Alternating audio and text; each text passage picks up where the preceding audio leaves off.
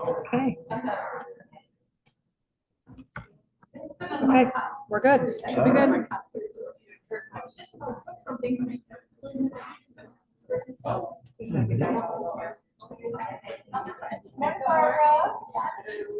Great weather. Almost like July. I could have stayed in bed. It's nice to see people making it though. Oh, I can make a share. Yeah. Good morning. Another crazy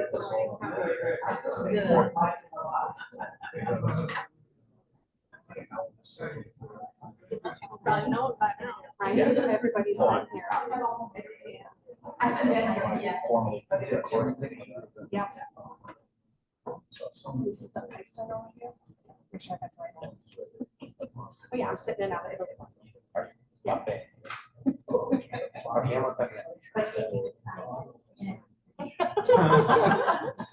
I'm gonna go on the trip next year.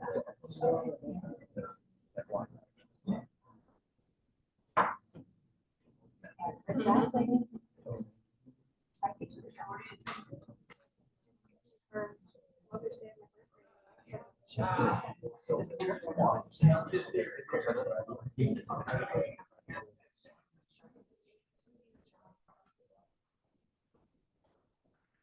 It's very good. We do wine on the house, my city,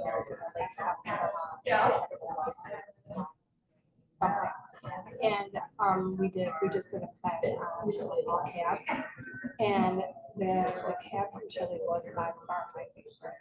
Very good. That's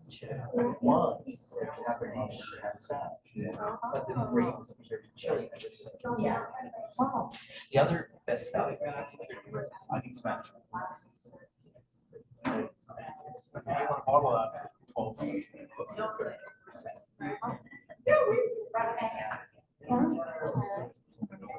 Good morning, everyone.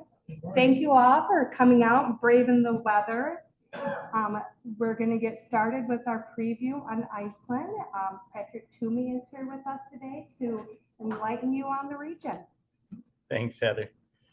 Hi, everyone. Good morning. I'm going to wear the headset, not that we need it because we're a small group, but because some people aren't making it here with the weather, so they can record it and watch it back. So first of all, good morning. And already at least 5 of you have said, oh, this is my kind of snow, but it isn't. Now, it's appropriate in Iceland, but where I live up in Banff and the Canadian Rockies, very dry snow, champagne powder. And I'm up at 5,000 feet and I'm about 600 miles from the ocean. So it takes a long time to get to me. It has to go over the Cascades, the Central Mountains, and then the Rockies. But I love to see this. And I love winter. And you know what? You do too. I mean, you're Michiganders. You guys are surrounded by it. It's beautiful. But it was slippery this morning. So thanks for making it. And if you have to drive across the state today, be very careful. So, yeah, it is a nice day to stay home. Anyway, it sounds fine. Yeah. So we're talking obviously about Iceland. Now, there's lots of fun jokes we can start with, but Iceland is already one of those places in the world where we laugh at the Vikings because we say they misnamed 2 places. They called this one ice and they called this one green. But they came across, and the reason why they call this one ice is when they came over from Bergen in Norway, they landed right by the biggest ice field in Europe. So hence Iceland. And then they came to the very, very bottom tip of Greenland, which was green. So that's the reason you get those set of names. That's the origin of it. But Ingólfur Arnason arrived in Iceland in 874. And there's a statue of him in Reykjavik. And he stands there, and he was the first settler of Iceland. Sounds pretty cool to know who your first settler is.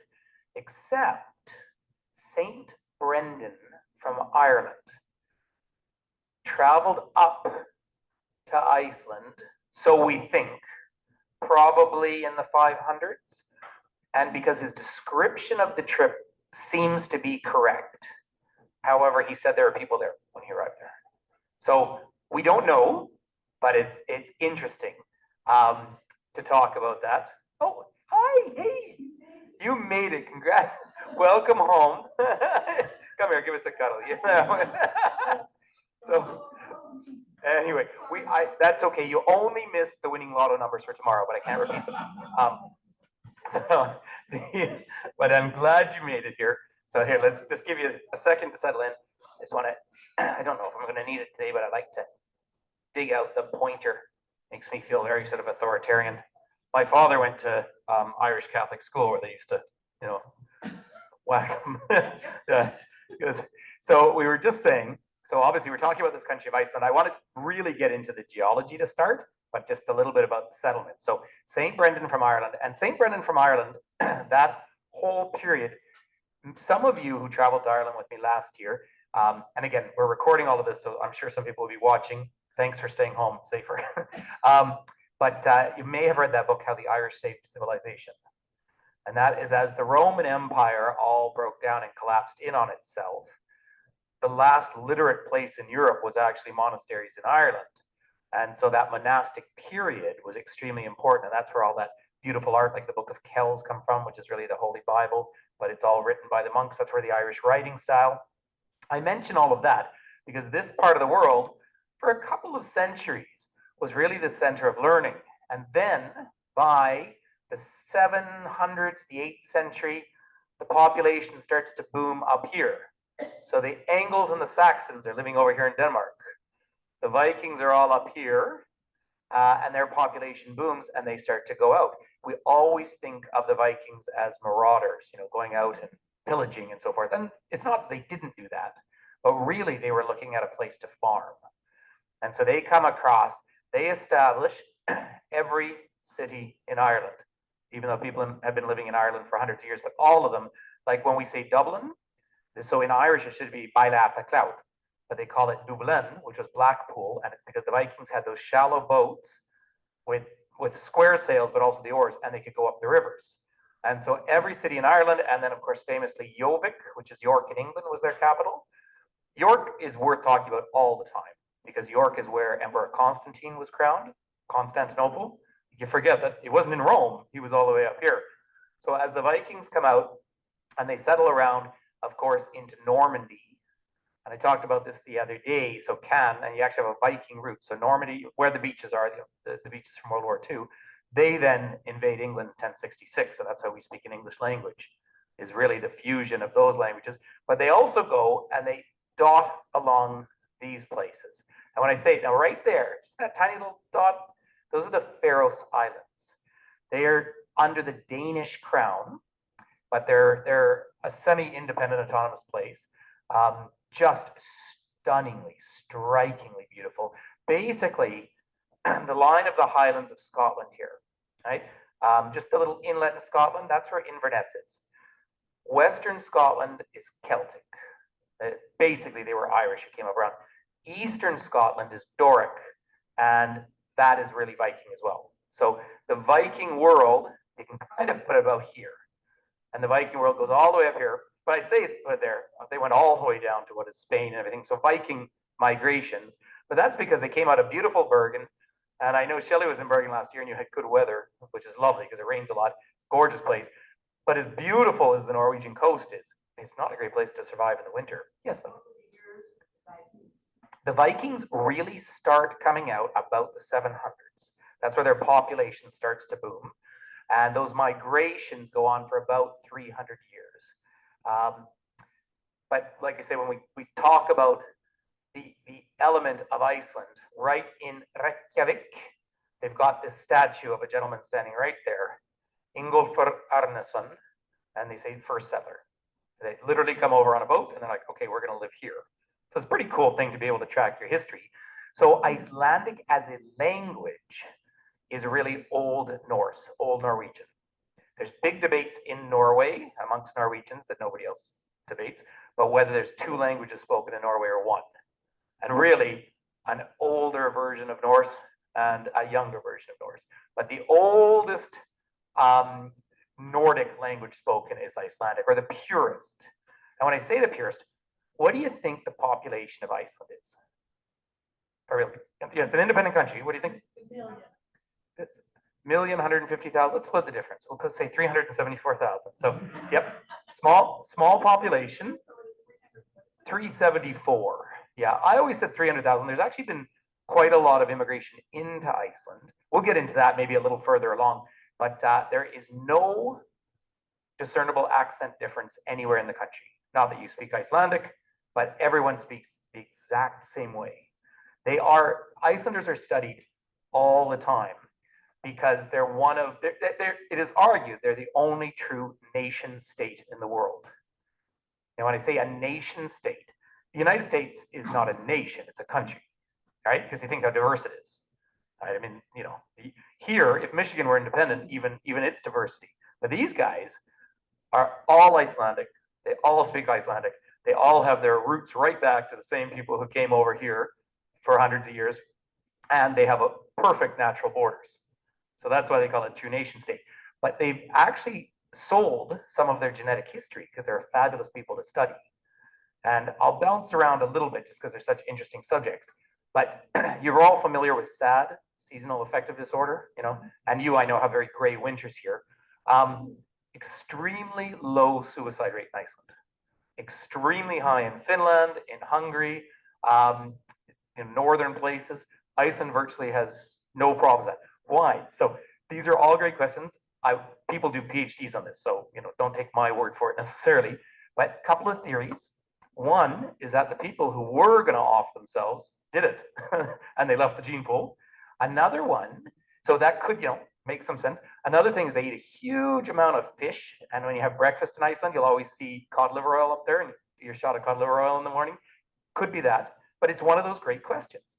But because there's such a small population with such straight lineage, their genetics, the ones who survived, and life was hard in Iceland for a long time. So the ones who survived just got rid of that disposition. Interesting theory. However, the other interesting thing about Iceland is when they did their DNA testing, they're not pure Norse. They got a whole lot of Irish in them. And that was enslavement.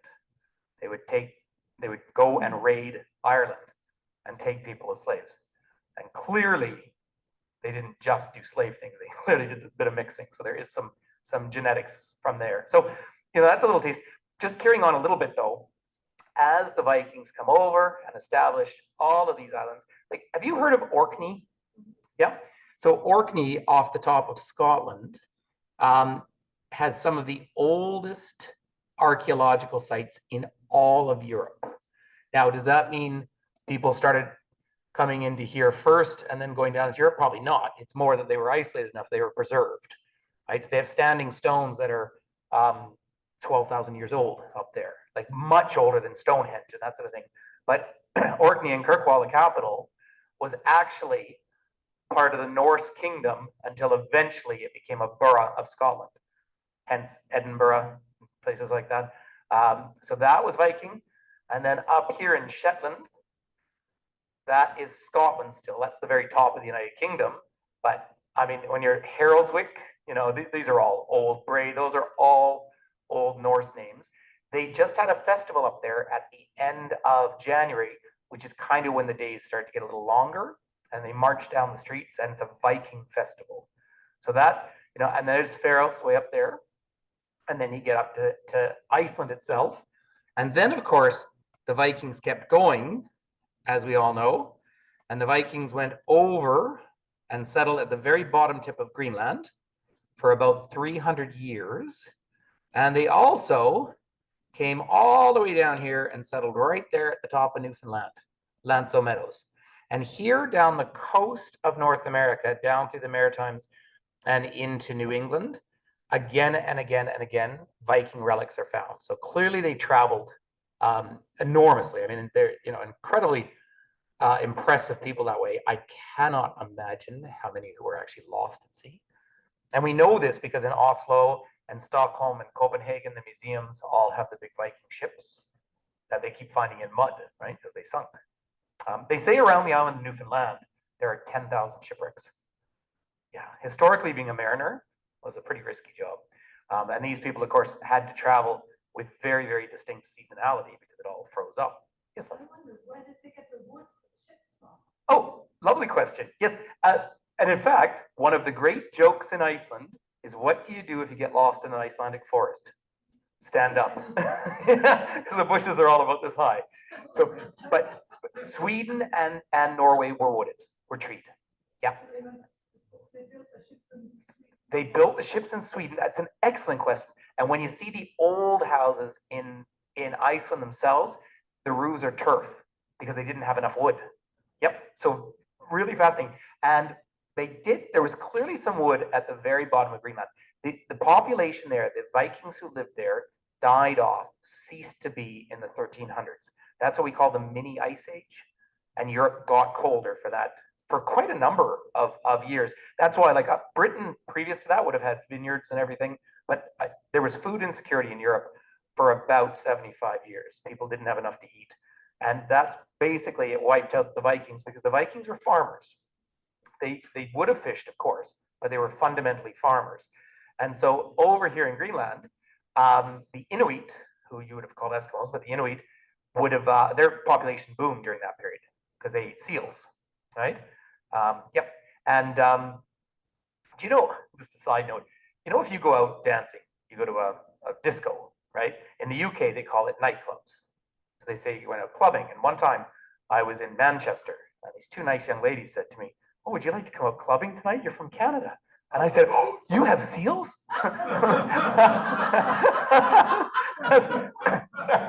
That's my seal joke. I love that. I have been here in Greenland, and I went from Iceland, and I ate seal. Tastes like fishy meat, but yeah, they died out because of the mini ice age. And you know, I've told this before. You know how they heated their homes? It was sheep farts. They would have brought the livestock in the winter, and they'd sit there in the house in these very low houses because of warmth, and you have some turf burning, and the sheep would just eat. They'd lose the ability to walk. They just sit there all winter, but they'd create warmth. It's don't go and be a Viking in the 12th century in Greenland. And then over in Newfoundland, they also disappeared. And whether they left, we do know from some of their records they did actually fight with the indigenous population, who no longer exist in Newfoundland because the British saw to that. So we'll come back to that, but I want to talk about the physical side of Iceland because part of the reason you go there, like 70% of the reason, is for the great outdoors of Iceland. I mean, it's an incredible country. Interestingly enough, sorry, excuse me, I still have a little post-viral cough, and I'm trying not to cough in your ears. I just want to zoom in here. But interestingly enough, so you're way up north, you know that, but there's two little tiny islands right up about here. I think it's these ones. That is, I feel like I'm not telling the truth. There's an island just up here, up from Akureyri. That's the second largest city in all of Iceland right there. Little tiny island. That's the only place in Iceland that's actually above the Arctic Circle. So Iceland is just below it. It must be this one. And I haven't been there. A friend of mine went there once, which is a really cool thing to do. And they have terns, you know, Arctic terns. You see them all over. You see them in the lakes in Reykjavik and everything. But there's like 3 families that live there. Icelanders are like, they really live alone. And when you walk out of your house, you carry a stick with a flag because the terns will dive bomb you. And I remember my friend went there. He said it was fascinating. He was like, sometime you just got to move. Like, you're living in the Arctic Circle. It's dark half the year, and when you walk out of your house, birds trying to attack you. It's a pretty amazing thing. But really, what I want to talk about in Iceland, and I talk about, it's amazing. So I'm really lucky. I've been leading tours on and off to Iceland for 20 years, so I know the country, you know, really quite well. But because I live in the Canadian Rockies, I talk about Iceland all the time because you have these faults that go through the country. Kind of, I mean, roughly we'll say one big fault line down here. And why that's so interesting is one of the trips you always do in Iceland is you do the Golden Circle, it's called. Now, and we can talk about some of the technical travel stuff, but you leave Reykjavik, the capital, and you do sort of a half-hour drive, and you make a series of stops. So you see the world's first geyser, hence we have the word geyser in our language, but you get to Thingvellir, and that's, it's a kind of P they write with. It looks like if it's a TH sound, Thingvellir. And Thingvellir is just, everything about it's fascinating. It is arguably the oldest parliament in the world. Right? So this is probably the longest democracy in the world. Who disagrees? Who else thinks they're the oldest democracy? No, Greece in a way, but of course it disappeared for 2 centuries. Yeah. There's a parliament in the Isle of Man. You know the Isle of Man? Does that ring a bell to you? It's in the Irish Sea, and it's an independent part of Britain. It's that island right there. And they're called Manx people, and they are Vikings as well. But they consider themselves the oldest parliament. But really, most people agree it's Iceland. So the Atling. And they still have the parliament in Reykjavik, it's called the Atling, but the one at Thingvellir is where they used to meet. So that's already a reason to go there. But when you go to Thingvellir, I'll pull up some pictures in a minute, but when you go to Thingvellir, you walk down this valley, and if you're all into geology, you stand there, and on the left side, the rocks are pointing west, and on the east side, they're pointing east on the right side. That is the Mid-Atlantic Rift. I mean, that is literally the Mid-Atlantic Rift. And when you drive out of Reykjavik down to somewhere around here, they've actually got more like Vic. Anyway, they've got a visitor center where they show what the hotspot is. Now, again, there's 2 hotspots here in the United States. The biggest one, of course, is Yellowstone. And I talk about Yellowstone a lot because it's the same sort of thing. But so often when I do trips to Yellowstone, people, how's this a volcano? Like they think of a volcano like that. Like, imagine the big island of Hawaii or Iceland in the middle of the continent, right? Like that's what Yellowstone is. So it's a big hotspot. It's not that Yellowstone moves, the continent moves across it. But the continent moves across it because of what's happening here. So Iceland, if you know you're going to live a really long life, buy real estate here because it's growing, right? So you put your fence, but growing maybe a centimeter a year, half an inch. But it's pretty. And here in Grindavik, there's a volcano erupting right now. And I Googled it last night. The famous Blue Lagoon, the hot springs, is closed right now because it's right beside it. Like it might get wiped out by lava. So this country is alive all the time. But the Mid-Atlantic Rift is just so fascinating on our planet. And you can see it. I mean, it took a long time to learn about plate tectonics, really, but now that we understand them, let's just look at the whole planet. So Iceland's way up there. So the Mid-Atlantic Rift comes from here and goes all the way down. That is the Earth splitting apart. You know how sometimes, Iceland is where you study all this stuff. Do you know George Lucas once went there thinking they'd film some of Star Wars? And in the middle of Iceland, he said, we can't film this, no one's gonna believe it. It was too unbelievable. But this Mid-Atlantic Rift, so in Scotland and Newfoundland, same rock. And we know that Brazil fits right in perfectly around Nigeria and Gabon. We know all that now, we just didn't know it historically. But if you think of it, the way I try and describe it is imagine you have your jacket on and you open your zipper, right? And so Iceland's the top of that zipper and the world is pulling apart. As that rift is going up, you have all those hot spots that come out way, way, way deep in the bottom of the Atlantic Ocean. And there's life around that. And that's why scientists guess that places like Europa, one of Saturn's moons might have life on it because they know that it's all volcanic and stuff like that. It's one of the few places where you can find life that's not oxygen based the way we are. So, just so fascinating. And Iceland's where you study a lot of that. Way down south, you get down to St. Helena. That's where Napoleon was kicked out to. And then Asuncion Island, even further south. That's the most isolated inhabited place on Earth. But they're all kind of tied together. But Iceland is so alive that now you're going to have to remember back a long time here. I know that you're a lot younger than me, but you might remember learning at school in the 60s, late 60s, a new island was born. It was in National Geographic. I remember being really big news when I was learning, but that's this island here, Vestmannaeyjar. They call it the Pompeii of the North, but that's a volcanic little island. And it erupted in 1974, if I'm correct. And the US had a military ship nearby and very kindly came over and they poured enough water on that lava to save half the town. They just kept the water flowing on it. So I'll show you a couple pictures in a minute. But out here, when you stand at the very bottom of Vestmannaeyjar or Westman Islands, you see an island that literally came up out of the ocean, late 60s, mid 60s. And it's just so interesting because what a gift for scientists. It pops up out of the ground and you see how quickly life forms on it. Now, volcanic soil is good soil, but that tiny little island, as you look out, it's totally protected. But of course, birds start migrating, birds poop, which is great news because that's food. And grass starts growing and you see how life evolves on the planet. So Iceland, you can just study it from a million different things. But as I say, the world is splitting apart right through Iceland.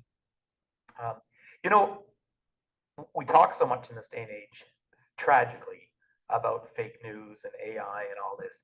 When they had another eruption happening in Iceland, suddenly it became a thing on, I don't know, TikTok or the internet somewhere saying, Iceland's wiped out, it's wiped off the map. And so Icelandic news actually had to put out a notification that, no, we're okay, we're here. Like, and we're busy being Icelanders. Amazing, isn't it? But Westman Island, let me call up. So I have been lucky enough to stay on the Westman Islands. This is on my website, by the way. But that's going across these tiny little islands. So it's about an hour and a half off the coast of the south coast of Iceland. But see, that's actually me picking up hot rocks. Like it's still steaming away, right? So, I mean, it's, yeah, the Eldfell volcano. Just such a fascinating thing to see. And there's the gorgeous, gorgeous little town. Iceland is very wealthy. There's zero crime because they all know each other. I mean, you know, but there's that little town, and it was on the side of this town that the volcano, the lava started flowing down there. And this is the natural harbor in here. But it's one of those islands out there that was the one that was literally born, I want to say the 60s. Yeah, Surtsey, that's the island. So literally born out of the water. So, you know, that is the mid-Atlantic rift. That is the world doing what the world does. So as we talk about that rift opening, and as we push west and Eurasia and Africa push east, they start colliding on the other sides. And so that is where the Pacific plate is shoving down under the North American plate. And that's what caused where I live, my Rocky Mountains, to pop up out of the ground. It's also the Cascadian subduction zone, right? Because you have the little Juan de Fuca plate churned in there. And that's where you get Mount Baker, Mount Rainier, Mount St. Helens, all the way down to Shasta. I mean, you can tie this whole line all the way down to the volcanoes through Mexico, through Central America. And then Chile, of course, has 60 active volcanoes at any given time, right? But this is our world moving. And Icelanders all study this too. So they know about it. So it's just fascinating. They have a lot of earthquakes and things like that, but everything works because it's all, you know, because the country of 374,000 people, right? Everything's kind of on a small scale. There are towers of this. There are towers now in Reykjavik, but we'll get onto that a little bit. So this is the language. That's the airport. It's a flugvöller, which, you know, is kind of a cool name. It's the last one of the Nordic countries where they still use the son daughter. So my dad was Raymond, so I would be Patrick Raymondson, right? Yeah, so and let me see. Then my mother would have been,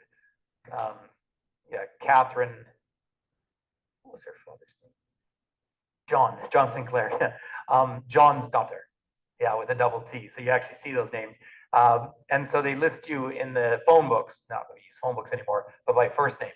And Icelanders all have apps on their phones to figure out how they're related to each other. Yeah, it really helps for having babies. You know, really a neat thing. So unfortunately, these articles of mine, I had written them on another website, so that's why they don't line up as well. But there's the Icelandic flag, and there's that lovely mural of Vestmannaeyjar at 73. No, I said 74, but that's when they had the fires. By the way, seeing as how we talked about the seals, the first and only time I ever ate a puffin was on these islands. They net them, and you did lovely to boil them up. But I mean, they had to eat. So you see puffins around. But now they have a tradition out on that particular community that when puffins leave the nest, they kind of have a one-off flying thing.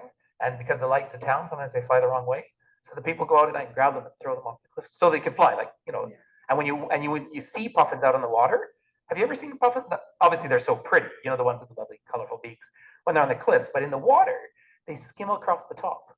Fabulous things to watch. We get them in Newfoundland and everything as well. But so that's just, you know, a little hint of a little teaser about the the land out there.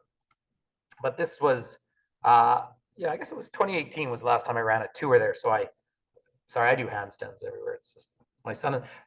People always ask, why do we do handstands? We lived in Cusco, Peru for a year, and we lived in an adobe house, and it was super cold. Like it was about 45 degrees at night. And you couldn't heat it, we're so high up. And so we would have handstand competitions to warm ourselves up. So that's where the tradition comes from. But this is what early settlement would have kind of looked like. You know, so they came over. They brought, oh, is that better? Yeah, great. They brought the Icelandic pony with them. If you're into horses, it has a 5th gate. I'm not enough of a horse person to know, but this I love. Iceland has been discovered. I mean, Iceland has been discovered. They get so much tourism. It's, well, they had the 2 years of the close down, but it's almost a problem. And so they have a pledge. Now, you probably can't see it that well, but I pledge to be a responsible tourist. When I explore new places, I will leave them as I found them. We say that in the national parks: take nothing but photos, leave nothing but footprints, right? I will take photos to die for without dying for them, because you get up to the edge of a lot of waterfalls. I will follow the road into the unknown, and I will never venture off the road. It's a lovely pledge, and you sign it at the airport, right? At Reykjavik Airport. You know, it's a lovely concept. And Icelanders are really managing the fact that they have overall a booming economy, and so much tourism globally. But also, when you're 374,000 people, the first tour I ever ran there was in, I think, 1999, and it was 300,000 people. You know, and that's to just maintain infrastructure with a population like that is part of the reason everything is so expensive. Like stunningly expensive. Go out for fast food, like go get a burger and fries and a drink, $25. But someone's got to pay for all the infrastructure to work, right? They have healthcare, they have fabulous education. Almost all their political leaders are women. It's one of the most equal societies in the world. All the women in Iceland went on strike one time for equal pay. And again, small enough country. Everyone's like, nope, we're not working. Got to respect them. I mean, you have to respect them. So they fascinate me as a people and as a culture that way. But they do call it the land of fire and ice. Now, that picture there is the Blue Lagoon, although now that's always one of the highlights on a trip to go soak. And historically, what you do is you pull the mud off the bottom and you put it on your face. It's meant to be good.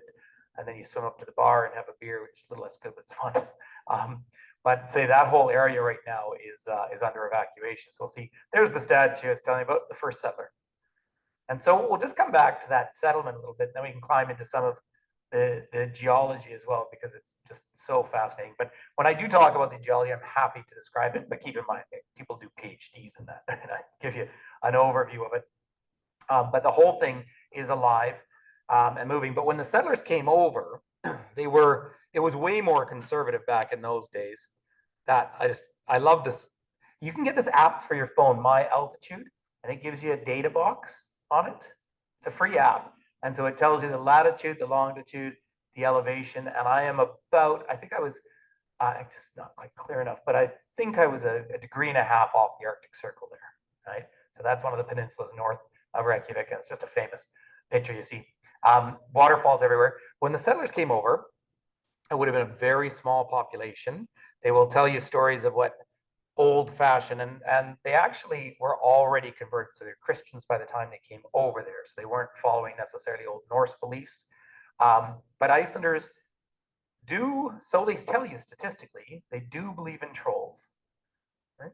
And they do believe in, so they have their own beliefs. Again, the most literate population in the world. So they say, when you read about it. And I'm lucky. I mean, because I've worked there, I mean, I meet lots of Icelanders. Yes, darling. There was a book written by an Icelandic man who got the Nobel Prize for Literature. It's called Independent People. Hello, Laxness. Yes. And he talks about Iceland at the beginning of the 20th century. Mm-hmm.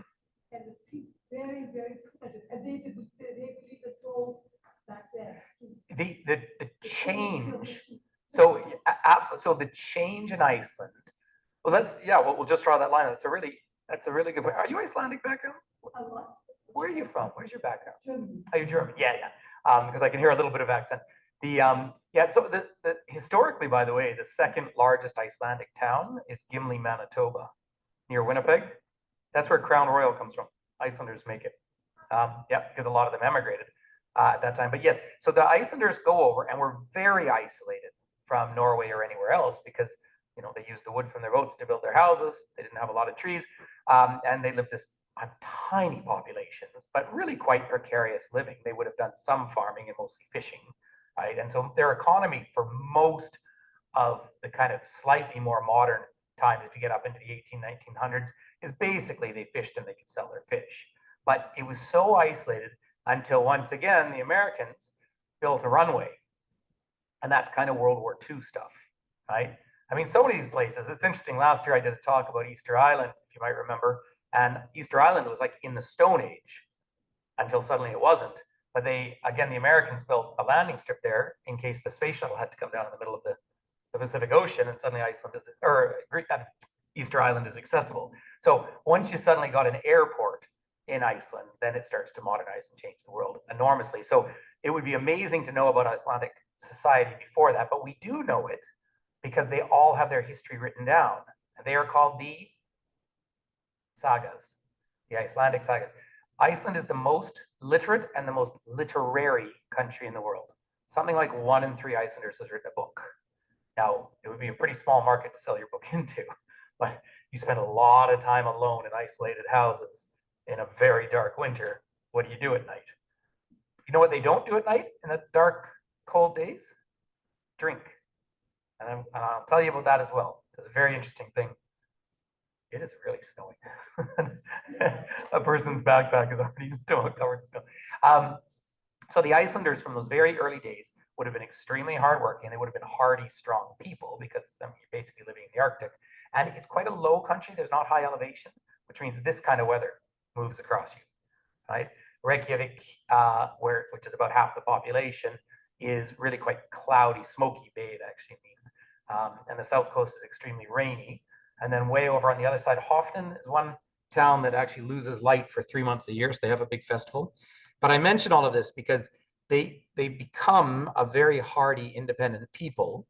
They do tell you a story around Thingvellir, where if a woman were to become pregnant out of wedlock, she would have been put in a bag and thrown in the river. So, I mean, it was a pretty conservative society. So they say historically, where it is not now. I mean, it's very Scandinavian, very Nordic, and so an interesting evolution. But they wrote these sagas, and they have been studied and studied and studied. And before you go, just look them up online and look at the old beautiful writing, because basically it was almost a monastic thing. I mean, it was obviously the thing you did as you were sitting alone. But they told the stories of all the early settlers. Some Icelanders, and I really don't want to speak for them because it's their country, their home, but some Icelanders will tell you that the sagas are 100% true. Most academics this day and age are saying they probably were glorified stories of settlement. But in the old days, and I'm going back 20 years, Iceland's changed so much because they travel so much and everything. And of course, there's so much tourism now. But when I first started doing tours there, it was really quite a new thing. Like it was remarkably just new for having people visit. And so their worldview, I think, has changed incredibly just in 25 years. But the old stories, the old guidebooks about Iceland would say people would sit and talk about so-and-so from one of the sagas from the 12th century or the 11th century and say he was a good man for the country, even though it was 1,000 years ago. So this incredible connection with their lineage as a people. So yeah, it would be really fun to sit, which I have done with academics there. The last time I was there, the local guide I had was just a brilliant woman. We're still in touch. And she was doing a master's degree in Icelandic literature. Right? And so, which is a lovely thing to do. I don't know how you earn a living at it, but it doesn't really matter. You don't really care that much about earning a living because life's kind of good. My driver on the last tour I did, we came over to Westman and he was thrilled because he'd never driven a bus over there. He was also the national archivist for the country because everyone has to do a bunch of things. 374,000 people. So that's where, and so coming back to that point, when they say that they still believe in trolls, statistics will tell you that. But it, it's, I wonder to what extent, I feel like it's a silly question to go up. Do you believe in trolls?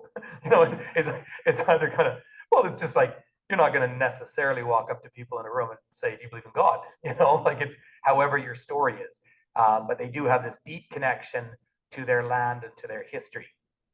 And we'll talk about some of these places in a little while, but when we carry on just with that concept of having that connection, Iceland has changed so incredibly much because of a couple of things. Now, huge immigration from the European Union. So they have trade deals.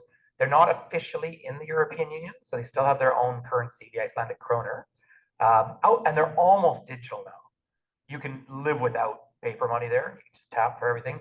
You can actually sit down in a pub and buy a beer and they do a bank transfer. You just pay for it that way. So really fascinating country that way.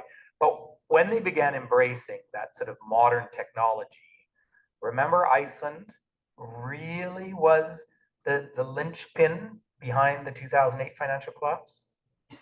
Does this ring a bell to you? No? So when we had the housing bubble down in Florida, have you watched the movie Big Short, by the way? Yeah, just fascinating. Apparently that guy, the only investing he does now is water futures. Very interesting. But Iceland had turned itself into an offshore banking center. Now, Ireland did too, but these small countries, Estonia got in on the game, but Iceland was the biggie. And Iceland had, I think, 3 national banks, all in Reykjavik, but the buildings are still small. I mean, it's still a small place. And they had these banks, and suddenly Europeans were having offshore bank accounts in Iceland because they were paying a lot more interest. But that sounds sort of interesting, but entire counties in England were keeping their money in Iceland. But the Icelandic economy, even though per capita was wealthy, it was 300,000 people, right? And that is a small economy. You're talking about a suburb of Detroit, like when you put that in perspective. And hundreds of millions of dollars or euros or pounds or whatever were in banks in Iceland, but they were way overloaned. And so and a lot of that money was wedged against housing futures. So you remember the run on Lehman Brothers, and same thing happened here. These were the first banks to fail in 2008. And Iceland essentially went bankrupt. I mean, essentially they had to nationalize all their banks overnight. But the loss of money in particularly Western Europe was in the billions. And there was really no one to bail Iceland out. And I remember at that time, that probably 2009 by then, when the smoke was starting to clear from it, there was like the simplest or the most understated quote of the year was the Icelandic prime minister or president saying, maybe we shouldn't have had such big banks. Like it was totally unsustainable. But again, we can have this conversation about small independent countries around the world, because in some ways it sounds very appealing. And this shows up every now and then in Newfoundland, in Canada, where Newfoundland for a long period of time used to look to Iceland and say, we should be independent. Like we could chart our own path as a small, because it's 500,000 people in Newfoundland. Scotland, of course, has had this independence movement for a long time. And it looks really good. In the early 2000s, the Icelandic economy was booming. Tourism was picking up. You had all this international banking coming in and all these other places saying, this is fantastic. But when it busts, nobody's got your back, right? Have you heard of Nauru? Nauru. Let me show you Nauru just for fun. Just because as we talk about banking, and I can tell you a little bit about some of this dodgy money. There it is. Now, Nauru is a lot warmer. There is the country of Nauru, right there. Let me show you where that is in the world. Sorry, I have to open it in maps. So that's the entire country of Nauru. The entire country is bird poo. And so it was where they used to go and pick up fertilizer. Now, ready to see where it is in the world? Dun, dun, dun, dun, dun, dun, dun. That's where Nauru is.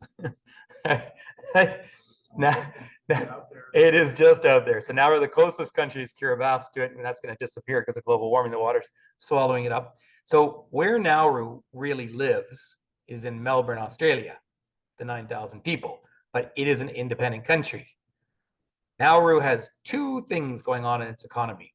One is really an awful one. Australia has been very poor about the refugee crisis, and they've taken a lot of people and put them into holding camps here, like meshed areas. Terrible, like suicide rates of people. But basically, this is all offshore banking, and it's all Russian mafia money. The Russians, all these little countries like that we know about it in the Caribbean, Grand Cayman, things like that. But these tiny little countries like this sort of, exist as ways of just hiding and filtering money. So what happened in Iceland is not unknown. You've probably heard of the Channel Islands, right? Off the south coast of England, same thing, they're all banks. So that's just, it's kind of interesting, but so a lot of that, but Iceland was one of those countries where they found this role where they could, but it suddenly became so appealing. I think it was Devon, southwestern England, basically bankrupted itself because all its money was in Icelandic banks. But and we see banks go under, of course, but that was the Icelandic economy really back leading up to about 2008. The one other factor, if you look around the island economically, is fishing. And it's always been fishing. And they almost had a war in the 70s with Britain about fishing rights, but Iceland basically doesn't have an army. They've got a police force, but they do actually have sort of a frigate, some sort of a boat to kind of be a coast guard. But they called it the fishing wars. Fortunately, they didn't actually shoot each other. But they have 374,000 people. More than half live in Reykjavik. Keflavik out here is where the airport is, that again was built as a military base. And Iceland started to get population moving in, or tourism moving in, as planes used to stop to refuel. Right. So in the early days, of course, Gander, Newfoundland, come from away, right? That's why it's got the huge landing strip there. Then they would stop in Iceland and Keflavik and carry on to Europe. Now, of course, the planes are so good. The longest one in the world now is Perth, Australia to London, 20-hour flight or something. Ugh.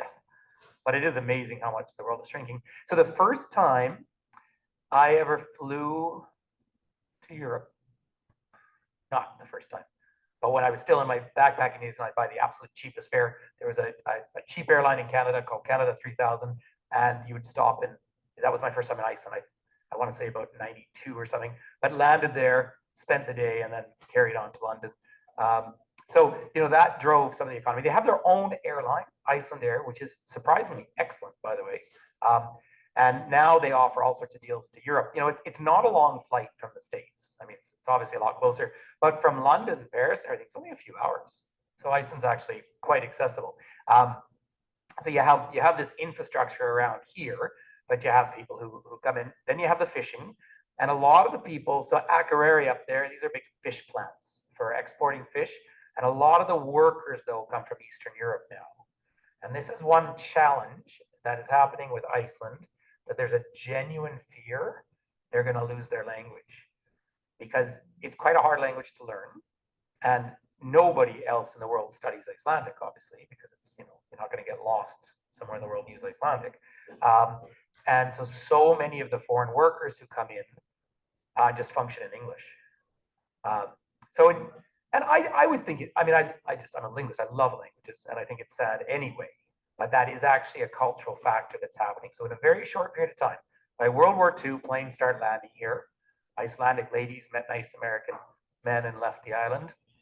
And then you started after the war, then you started getting flights in. But really, like the 1990s is where you start to see tourism become a real thing to Iceland. The tourism infrastructure is excellent, so we can talk about that. But now, so the last time, which I guess was 2018, the last time I did a tour there, at most of the hotels, that particular trip, I got around here and up this far north and to the Westman Islands. At the front desk of the hotels, you spoke English, because just about everyone was not an English speaker, but they were Poles and Romanians. That who does.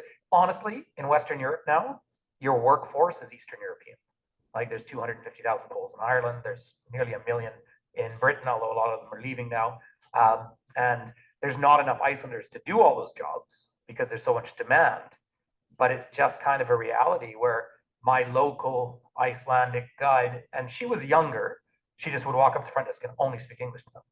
Whereas my lovely driver, the archivist, who was in his 60s, spoke English, but poorly.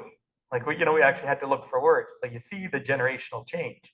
But that's just a factor. I mean, when you're only, whatever, 374,000 people, and as Scandinavians generally will tell you, so Norway, Sweden, Finland, I mean, they're all the most educated countries in the world, but they'll tell you that English is not a second language. English is a language when you go out of home, and then you learn French or German or Italian or whatever as a second language. And that does make sense. And, they grow up now with television and they don't dub anything.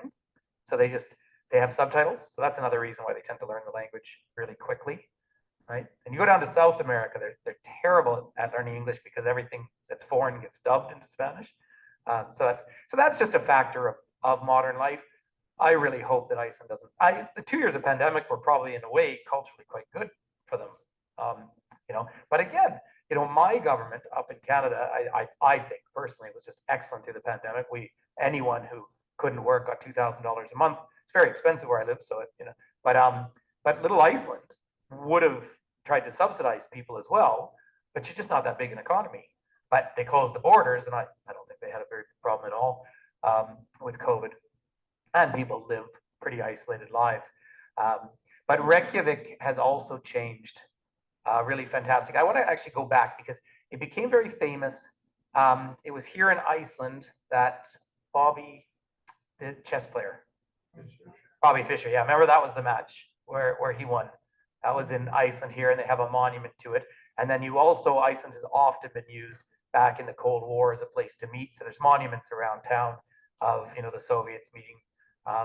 Reagan was here for a conference, and I know Clinton was there for one. So Iceland plays a good mid-power role that way too. Not even mid, it's small. Iceland also annoys me when it comes to statistics because I love global statistics, and Iceland throws everything off because it's such a small population. They're often rated number one for life expectancy. Iceland, Japan, Canada, but Iceland, they both men and women live, consistently some of the longest lives in the world, and lots of reasons for it. There's no pollution because it's all geothermal. There's no factories or anything, and no pollution unless a volcano is erupting, I guess. And again, all that fish oil. So if you believe that that's a real contributor, they certainly make the argument up here. They have some particularly, in my, and this is, I don't like to be pejorative, but some particularly disgusting food as well. They historically would bury food in the ground to keep it the way we used to have cellars, but a lot of shark meat that would be preserved, and the preservant they used was shark urine. Sharks wick urine anyway, so no. And I eat a fair bit of horse meat when I'm there. You don't have to, but you get it kind of like jerky, but it's horse. So I mean, and they have those eggs they used to bury too. So yeah, some really peculiar food. You can eat really well in Iceland, just so you know. You pay for it, but you can eat really well. But their traditional foods were everything you could store through this 6-month down period of the winter when you sat eating your preserved shark meat and writing sagas. That's what they had to do. I think of the Inuit that way as well. I mean, right now they're in the deep night up there in the far north, right? It's dark. And the Inuit, apparently they kill a lot of their winter time by making love. There's a really big activity in igloos historically because you didn't wear clothes inside the igloos because you kept warmer that way with the furs. That's a pretty cool thing. Sorry, now so the Icelander culture that way, I mean, what a difference now. Now just about every young person in the country will fly away and do a semester abroad. I mean, every young person in Iceland speaks 3 languages or something because they have access to the whole world, and they didn't. And then they do come home, although not necessarily. In fact, I had a request for a private trip to Iceland actually in September, but I'm already busy. So I reached out to one of my Icelandic guide friends and said, "Are you home?" She said, "No, I had a Canadian boyfriend. Now I've got an Italian one, so I'm down there at the moment." Right? So that's the modern Scandinavian view of the world, and you travel but come home. So as I say, the Icelanders really are the managers in their economy, but they all have a direct link to the traditional hard work of their lives as well, because again, it's only a generation or two away. where people were working every day at 3 different jobs to survive.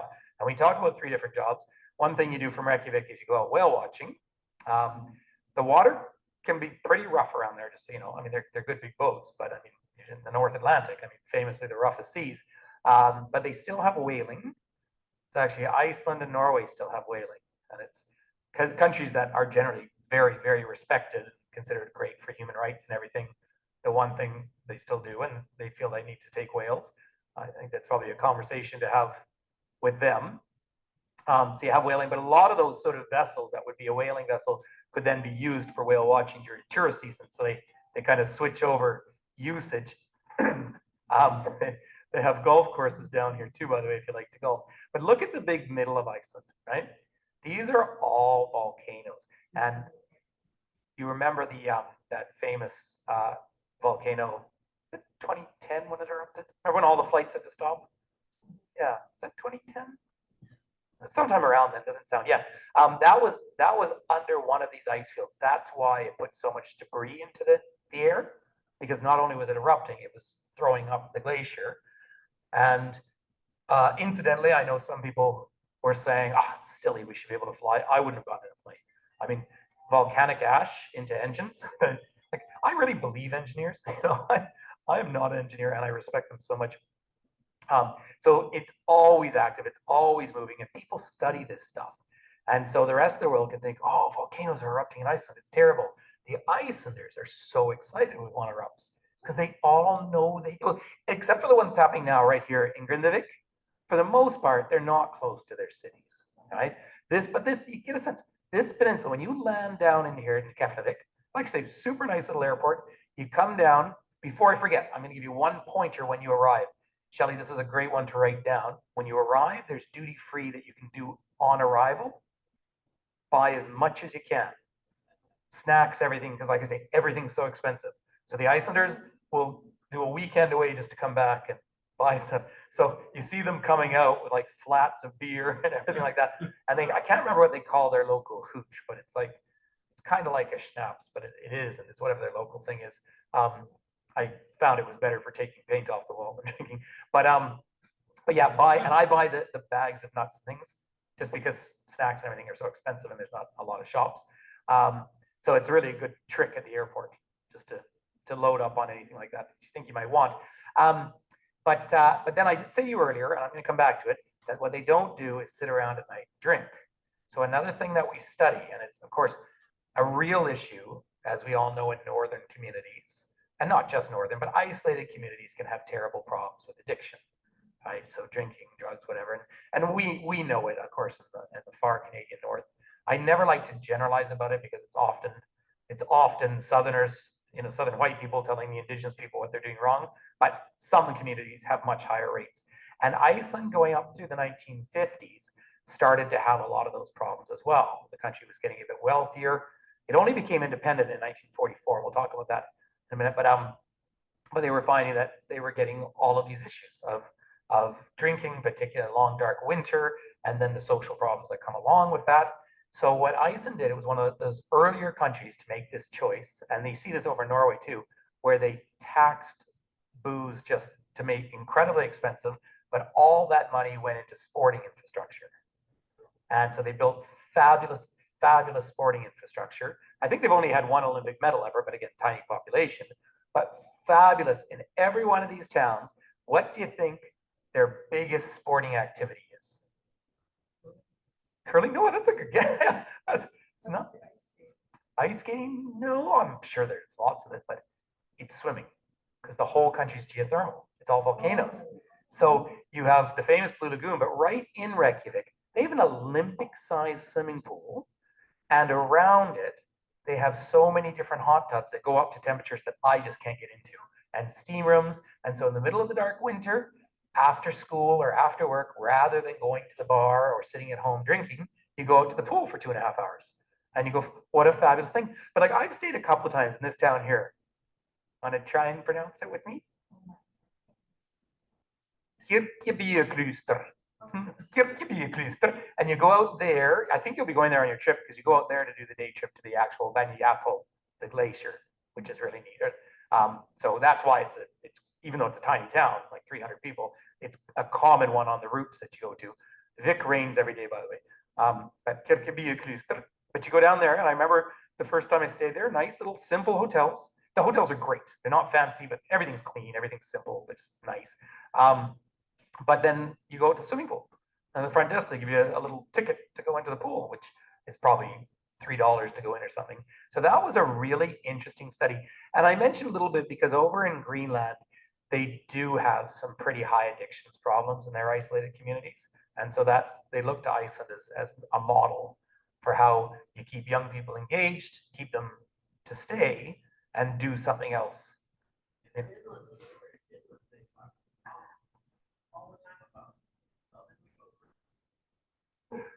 Do you know, it's really funny you say that. Yeah, the Finns, now, I mean, the Finns are such amazing people, and they're very competitive. And so it actually has been quite successful. But yes, the drinking culture, yeah, I mean, it's a lot of life. And of course, they say that if it's a celebration, but if it's happening, obviously, every day, then it's a health concern. Still amazes me in your beautiful state here when you stop at a gas station and it's like they're selling hard liquor right at the takeaway. That doesn't happen where I live at all because it's all government controlled, mind you. That worked a lot more the last couple of years, right? We went to lots more places. It's just, yeah, it's really everywhere, isn't it? And then the cannabis, of course, is legal in Canada now. It's the perfect. Yeah, ours is Canada was the first nation to legalize it. And in Nova Scotia, New Brunswick, and things, the governments, because they sell liquor, they actually sell cannabis. It's actually a government thing now. But they're interesting models because, my last trip to Iceland, when I arrived, I went and bought some of their local hooch, and really to share with the driver and the local guides and stuff like that. And but we'd go out for dinner, and you'd have one beer. Now the beer would be $10 for a bottle, right? But you'd have one, and then just wasn't a drinking experience. So, but very smart way of transitioning your society. But remember, Icelanders, when you're a small, homogenous or homogeneous population, they do have national conversations, right? That's a really hard thing to do in big, diverse countries. So again, this is where, you're having Iceland is this, in one way, a microcosm of the world, and in another way, it's kind of so unique because, Icelanders will have national radio, national television. Again, someone in Keflavik and someone right out wherever out here, which I haven't been to, they have the exact same accent and they're probably at some level related, right? So when you have that conversation, you're going to have it. So that's that part is fascinating. Now I think, and Shelley, I don't have it in front of me. I think the trip you're doing goes right around the ring road. Is it? Yeah. So the ring road itself is also very interesting because they have weather events all the time between, well, mostly volcanic driven. So a lot of the ring road is temporary. Like they almost look like those military things where they build a temporary bridge in sections, because all of this southern area down through here, and a lot of it out by this side over here is where you're getting runoff and washout from glaciers. And so if you have a big hot spring, you can actually wash out the road, and then just go straight in with some trucks and put down new metal mesh, and you got a road again. Right? So really cool.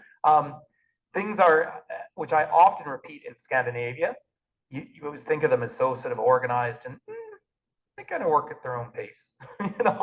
It's Nordic people. Why does it matter? This is the town, Hofnen's the one that they have a celebration. They lose their light for a couple of months because of the way the mountain is. Even though they're not above the Arctic Circle, they actually are in shade. So it's not perfectly dark, but I would find that pretty depressing. But you go in, basically, I mean, there's so much to see and do in Iceland, but if you're doing the full ring road, then that means you'll get up to Akureyri as well. Do you know there are cruises that circumnavigate all of Iceland, which is neat. My dad did one, I never have, but he never saw Akureyri because they had such a big storm they couldn't come in and dock. So, I mean, you're way up in the North Atlantic. But the infrastructure in around Reykjavik is excellent. So arrival, you tend to arrive, how are we doing for time? Does anyone need a break or anything? Do you need to go wash them now? No? Okay. So when you fly in, you arrive crazy early in the morning. Again, telling personal stories, but the last time I was there, I had been in Wyoming. I finished a trip down in Jackson. I flew Jackson to Newark to Reykjavik, but I was meeting a British group. So they were arriving a bit later. I arrived at 5 in the morning. So then in the airport, I went down, found some stairs, went underneath them and slept for 3 hours. And nobody bothered me, right? You know, so you arrive there. Then this drive here is so cool because this peninsula, you see how it's not green at all? That's all volcano. It's all volcanic rock. So try, and you will learn when you're there, but try and read up about geology because that's really, aside from this really unique little culture, you know, you're going there for this, the landscapes. Then when you get in around Reykjavik and everything, the green bits are intensely beautiful green. But again, no high trees, right? So it's little bushes or lovely green with ponies out there. A lot of sheep as well. They eat a lot of lamb. And it's nice too. But Reykjavik, you're going to stay in one of like 5 hotels, really. There are some modern towers there, and that was back at that boom they had in the early 2000s. But the main town is kind of like 3 walking streets. So you get around pretty easily. You'll go see the city hall. You'll see their little parliament. You see this lovely lake with terns flying around. See some really good, fun public art, which the world over has been getting into public art. And I love it. I loved walking along your Saginaw River the other day in Bay City, right? Because they've got little art displays if you haven't been down lately, and they're good. And I'm a huge believer in that because you can dress up a community any which way and you can highlight local culture and ideas. So it's a neat thing. So Reykjavik is lovely. It's one of those places. It's probably one of the few places in the world. You tack is thank you, so it's really easy. But you know, I learned to say hello and thank you, but you don't even ask, do you speak English? Like, because nobody else speaks Icelandic, right? So, you know, very, very easy and fun. And you'll have to look at what's included in terms of food. But breakfast is fun. And because they used to have these crazy early flights out of the airport because they were linked from going back and forth with North America, I guess less so now, it's more their own airline, Icelandic airline. But breakfast, I remember, used to start at like 4 a.m. in the hotels. So if you're an eater, you could get up early. Breakfast is very Nordic. We feel very German too, a lot of the cold cuts and cheeses and that sort of thing. But load up on breakfast just because eating's expensive, but still fun. And then, yeah, so Reykjavik a couple of days. You always do the Golden Circle. I was trying to find on the map. I just can't seem to zoom in on Thingvellir. But that is that day out. But this is where it's changed. You've all seen pictures so often of a waterfall that has like 2 tiers on it. It turns a corner. You often see that when you see pictures of Iceland. That's in the Golden Circle. So a lot of people come and see Iceland. Oh, here it is, Thingvellir. So they've pronounced it here with a th, but you'll see it written with a kind of a P and a line through it. Is how they write it in their own language. It's their own letter. So this is the Golden Circle that you do, and that's your day out where you see, you know, where the geysers are. You see the beautiful waterfalls, and you see the Mid-Atlantic Rift. So I mean, but so many people will get a flight with Iceland Air because it's Chicago, and they'll get a layover for 3 days. So they'll do that, the Blue Lagoon, and they leave. This is why I much prefer taking a longer tour at Iceland because there's so much more to see. And so there's your Golden Circle. So that's a must-do, and anyone who's been to Iceland has done that. But it's still lovely, and it's green, and it's beautiful. But goodness me, like tour coaches now, everything's busy and full, and lots of shops. I mean, I'm not a shopper, but if you're going to buy anything, you're going to buy an Icelandic sweater, and they're beautiful, and they're actually great for your climate. If you're going to buy that, so you have those stops as you go along. I will tell you an interesting side note. It's one of the last places in the world that still respect the fact that if you're working, you shouldn't have to be spending your own money. So all the places that you stop for sightseeing have got a guide room in the back with sandwiches and things. That's when I first started guiding. I never used to pay for a meal. Now I have to pay. And it's an interesting thing. Like their attitude is, you're here doing a job, and part of your job should include food. So it's quite fun for me. You don't get the full thing that people are buying for lunch, but it's a working day. Interesting concept. So you do that. Look how big Reykjavik actually is. And even when you go north, I don't know which direction you're going to go, they're actually down somewhere. Oh, here, this is a tunnel now, not actually a bridge. And so fabulous infrastructure. Again, 370,000 people, and they build a road around some of the roughest terrain in the world. If you ever go inland, and you watch some of these shows about people traveling inland in Iceland, those are on giant, specially made buses, a little bit like the ones that go on the glaciers out in the Canadian Rockies. and they let air out of the tires. They're really spongy when they're driving up on the ice, but that's real expedition stuff. And really expensive expedition stuff. So that's a real specialty tourism. Oh, another thing that just worth mentioning, you know, this whole, I still don't understand it, so someone else can explain it to me, but the whole Bitcoin and all that, right? I mean, it sounds to me like a great way to lose money, but they do this, they mine Bitcoin mining because they get released and you have to be going through permutations. There are international investors who have gone and built factories around these geothermal sites in Iceland, so they have power, because mining for Bitcoin takes so much energy. And don't ask me to explain anything else about it, but I've watched videos about this. But what you do, and I hope it's included when you get out of Reykjavik as well, you go see their power plant. And the entire city is powered with geothermal power, literally just out of the volcano. And it is, you know, anytime I go to a place like that, I'll find whoever the engineer is in the group and tie myself to him or her and say, try and get that stuff explained to me a bit better. It is amazing. So all the hot water, everything in the city is all pumped out of this basically volcano in this great system. So really neat. The only other country that's doing that in any serious way is New Zealand. Good man, Dave. Yep, up in the North Island, New Zealand. Same thing in Rarotonga, because it's close enough to Auckland. You know, I always in Yellowstone, you think if you could harness that, but it's just so far from any big population center. But you know, in other parts of the world, certainly in Northern Europe, they're using a ton of the wind power now, and that's been very successful. But these guys are just literally tapping the energy out of the earth. So I mean, that's incredible infrastructure. So that is good stuff to visit down around there. So when you, as you get up north, this, I've only done it once, but I did a full day trip out to this peninsula, just spectacular. And it's where, if you feel like you might want to be a monk, or if you're a super introverted person, this is your country, because you'll see like the one house. And that house was probably first built 500 years ago or something. And it would have been where they were able to collect eggs from birds and fish. You know, there's some reason why they survived there, but boy, it's isolated living. I mean, you know, it's stunningly beautiful, but you'd have to know you're that kind of person to live that way. Yeah, in fact, it does remind me of a story of a fellow who lived in Toronto, you know, biggest city in Canada, right downtown, right in the center, like Yonge and Dundas, busiest place, kind of like Times Square. And he got sick of living in the big cities. And I'm going to get in touch with my northern roots. I'm going to go live alone. And he went all the way out to Yukon, all the way up to Dawson City, Klondike, and then out to little remnants of a community called 40 Mile, but it's just right by the border with Alaska. And it was a mining community 100 years ago. And you're allowed to go and homestead. And he did it. He went and he fixed the house up and he set it up for himself. And he got a caribou and he got some salmon. And then winter came. Well, of course, by the third month of the darkness of winter, cabin fever starts to set in. Right?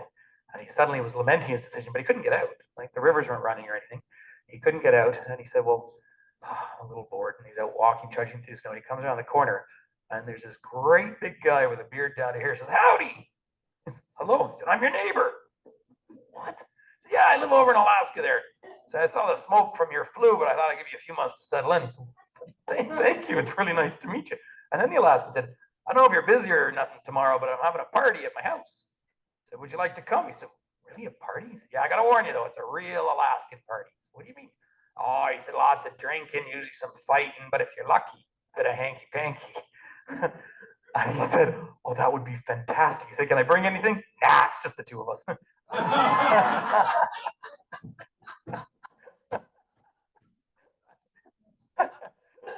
That's our, Heather, you made it back just in time.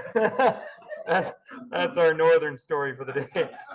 But you really do think of what life would have been like in those tiny isolated communities. And if you get back into their older history, which is only a couple of hundred years, they would have been pretty much arranged marriages because, of course, you lived in these tiny family units and from a health point of view and everything, you know, really unique. So Iceland was put under the Kingdom of Denmark, right? Remember, Denmark still, well, well, it's going to be a king now because the queen just abdicated at Christmas, but the Danish crown oversees Greenland. Now, Greenland is a self-governing, independent, semi-independent island which is kind of unique because Denmark's in the European Union, but Greenland is not. So, and then Iceland was under that same Danish crown. We sort of forget that cute little Denmark, the happiest place on earth, was actually an empire as well. It had Norway, then Norway declares independence. So right during World War II, the Icelanders rise up and basically declare independence. So that's why it becomes an independent country at that period, even though it has this long parliament. And that parliament at Thingvellir, way back when, the Appling, which is now in Reykjavik itself, but they would have, once a year, there were pauses, but once a year, presumably just men, but would get together and meet and chart the future of the country. So that's why we say it's the longest parliament in the world. So that's that kind of connection that way. But yeah, so the Reykjavik area, if you go north to these communities, say the second largest city, I'd have to Google, it used to be 15,000 people, it might be 17 or 18,000, but mostly the economy up here again is fish processing. But now, of course, tourists like to go up and have a look around. I haven't been to this corner, so I can't tell you much about it, but down on, I think it is Hoften, where there is a car ferry that comes up from Norway.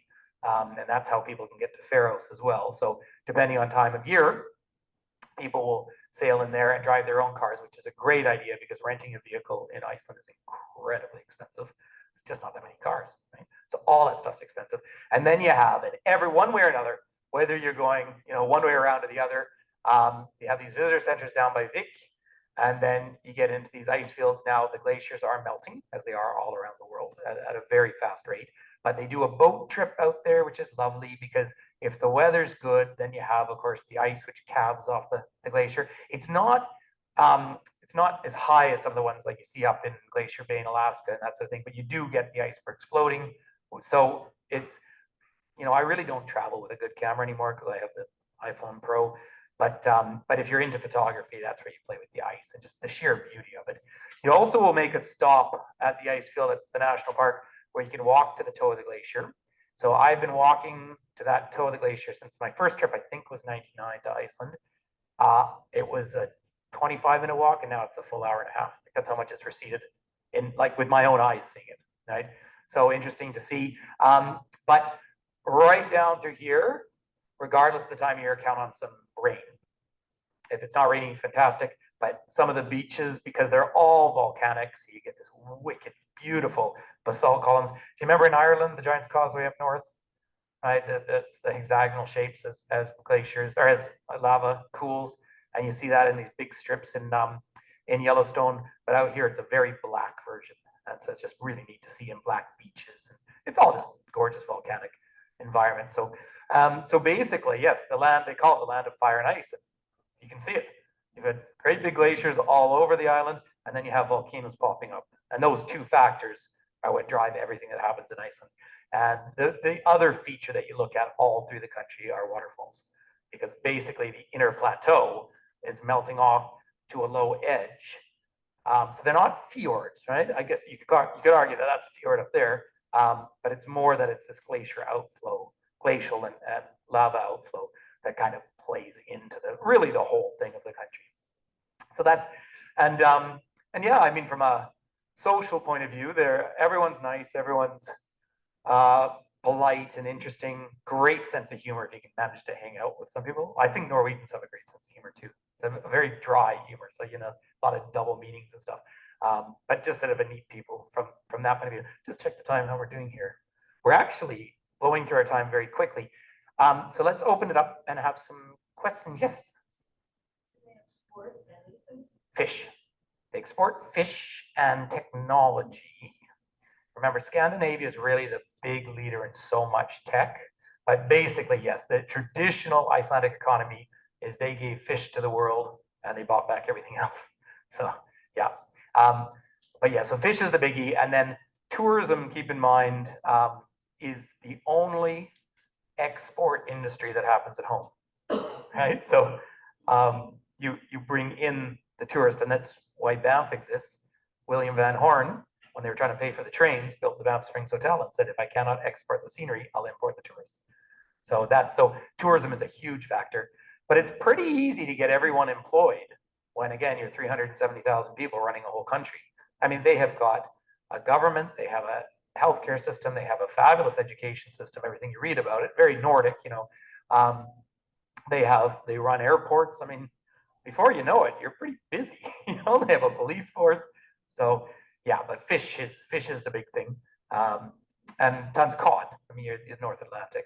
But given that they can get that on planes now, or even on ships in the old days, and they'd be down in England in just a few days. I mean, just Britain alone is 60 million people. That's a nice big market to sell your fish into.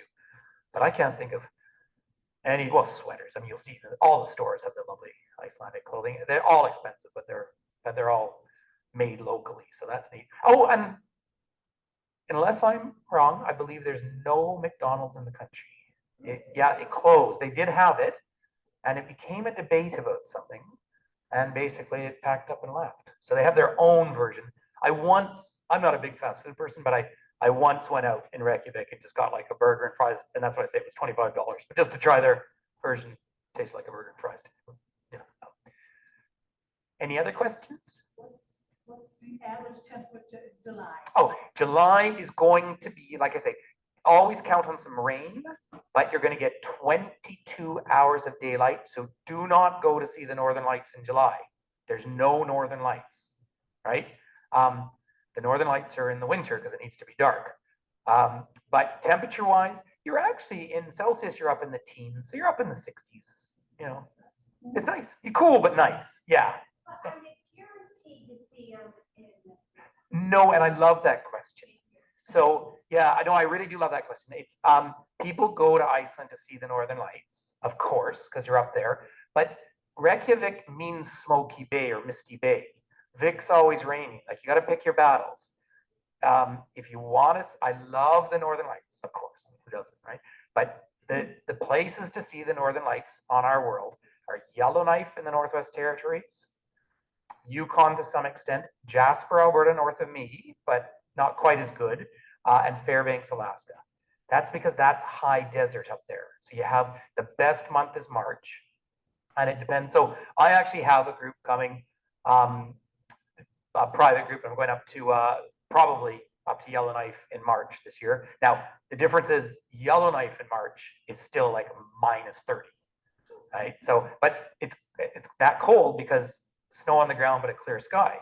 So that means when the lights occur here, it's remarkably not that freezing cold in the winter because it's still maritime. You still have a gigantic ocean all around it, but it could easily be raining every day. So yeah, I mean, and people do go. The place in Europe, I think that people have the most luck is actually northern Finland. Greenland, I would expect, but Greenland's still pretty wet. Well, wet along. Most of Greenland's 53,000 people. Isn't that amazing for its size? So say I've only been to this side of Greenland from Iceland, flew over, but the Greenlandic capital is called Nuuk. Used to be Godab. It's just in here somewhere. The inside is clear, but nobody gets inland in the winter. So there it is. There's the capital of Greenland right there. I have not been there. That was actually a plan with my dad, and I lost my dad. But we were going to go there. I would expect you to see it there. It's just so expensive to get there. The easy way to get there is actually go to Copenhagen and Denmark because they have regular flights. So yeah, on the European side, you go for the Northern Lights up in northern Finland because it's drier and clearer. But here, our north is the best place to see them. So, but it is, yeah, I think they sell Iceland as a Northern Lights thing, and I'm sure a lovely thing to do. If, like back in the days when I lived in London, I could fly up there in 3 hours and you get a discount flight. So you could chance it for a weekend, So yeah, that's kind of the trade-off. So in July, yeah, never that hot. Again, you're right by the ocean. You're right by the cold Northern Ocean. There is a story they tell you in Westman Islands that some, because they're all fishing as well, but a fellow, well, their ship sunk, and one fellow swam in the ocean for 5 hours and survived, and that ocean is cold. And then what almost killed him is when he actually made it back to the island. The rocks are so gnarly because of the they're so sharp because of this volcanic that it cut him up. But they tested him. They said no one should be able to survive in the North Atlantic for 5 hours. His body fat was the same as a seal. So that's one pretty unique time. So that's kind of a neat bit of history. But yeah, so that time of year, it's cool and nice, but it's nice. And the long days, I personally love those long light days. I like the northern places for that. I think my long-term plan when I finally give up skiing is I'm going to spend my winters way down in Ushuaia, the bottom of Tierra del Fuego, because then you'd have long days down there. That's how I go back and forth. But yeah, infrastructure is easy. Distances are big, but not massive. So, you know, the driving times are good, like, and everything works and everything's fun. Although, I mean, I've actually twice had buses break down on me. I think that they fix them pretty quickly, but I just think the infrastructure is hard on things like vehicles, right? I mean, you know, the whole thing freezes and thaws and, you know, it's northern living, but that's true up in our north as well, you know. That's a really interesting country. It is so a la mode these days. Like everybody wants to go to Iceland, but I kind of think it's worth it. And I do prefer a longer trip than a shorter one. I mean, the early days, a lot of the trips are sort of 6 days, and you sort of think, gosh, it feels like a long way to go, that it's better. So the fact that you're going to do the full ring road, I think is a nice idea. You know, might as well do it properly, because it is a place you can get back to surprisingly easily, but still, you know, it is expensive to go to. And sort of once you've seen it, like I guess I've probably run 5 tours over the years, and every couple of years something will come up and I'm really happy to go back. And then after about 10 days, it's like, okay, you know, I've seen it again. And, you know, Reykjavik is changing quite a bit. There's quite a lot of construction, but these other places, the tourism infrastructure is incredible now. Oh, and the Blue Lagoon, just coming back to it, we'll see if it's wiped off the map or not in the next few weeks. It's a whole rift eruption that's happening. So it doesn't look like a single volcano. It's a long fissure in the earth, and the whole thing was spewing up lava. And it's going across the road. So this whole town's evacuated. And that's the kind of thing.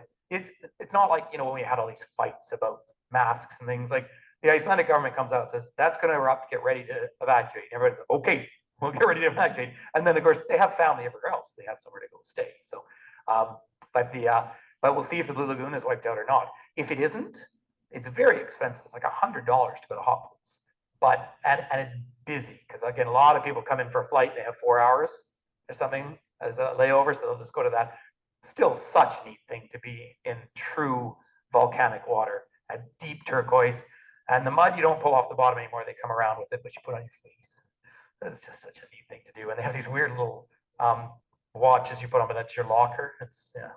So if Icelandic is not spoken, does everybody learn it at school?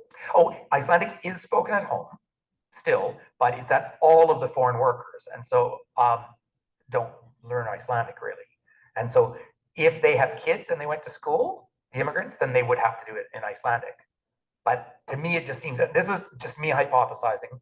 But say the last time I was there, I was just so amazed that everything we did was in English. Because like the whole Blue Lagoon, which probably employs 700 or 800 people, I didn't talk to one person who was Icelandic, you know, the front desk staff.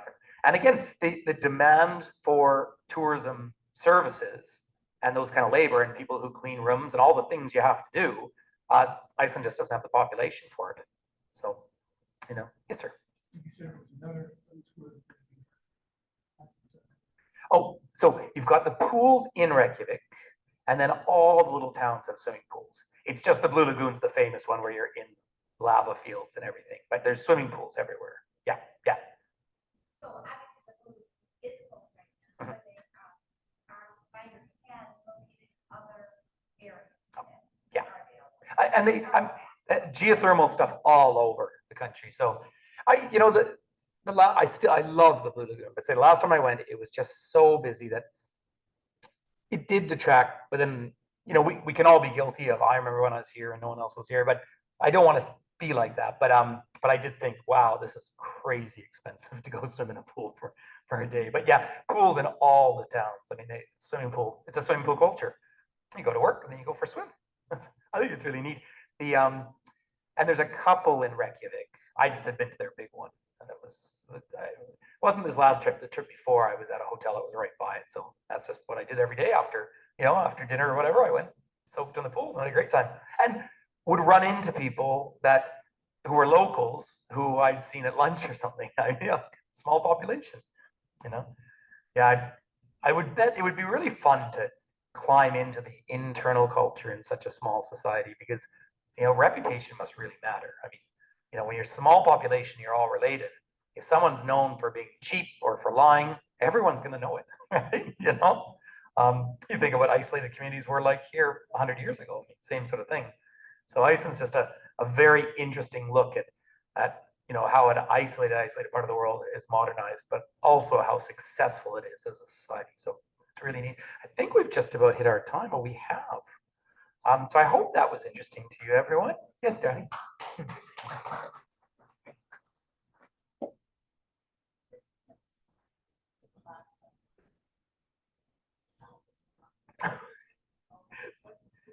Sure. We talked yesterday when we were in Spain, but I had a nice question from my friend, just a real quick little, you can turn off the recording. Yeah, I'm just going to look at the map up here. I'm just going to switch. I was just asked a question. We didn't plan a talk this week about it, but when we're talking about Spain, Morocco came up. So I just Jamie's just going to turn off the recording here, but I'll just tell you just a quick little blurb about Morocco. The most famous place, which is what you asked me about,